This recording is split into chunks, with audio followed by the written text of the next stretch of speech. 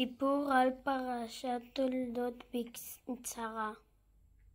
לאחר שנים רבות בעין מצפה יצחק ורבקה לילד נענה השם לתפילותיהם. רבקה יולדת תאומים, עשיו הבכור ויעקב הצעיר. התאומים גדלים עשיו איש יודע צד איש שדה, ויעקב איש תם יושב אוהלים. יום אחד חוזר עשיו מן השדה עייף, הוא רואה את יעקב מכין נזיד עדשים ומבקש מיעקב, אל יתני נא מן האדום הזה. יעקב מצידו מוכן לתת לעשיו, אך בתמורת לבכורה. עשיו הסכים, אוכל בין הנזיד האדום ושוכח מהבכורה.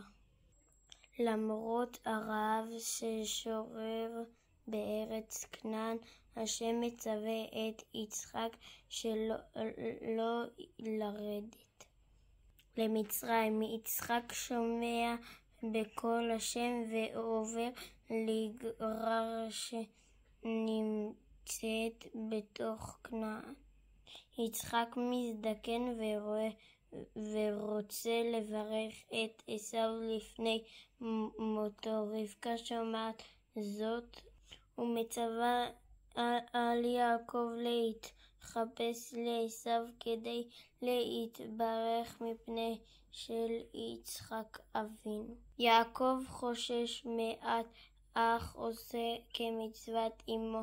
יצחק שראייתו נחלשת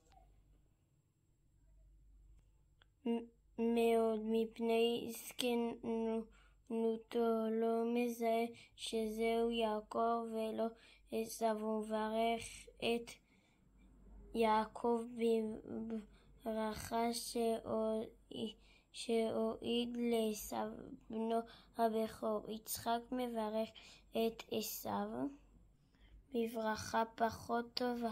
עשיו כועס על יעקב ומתכונן להורגו.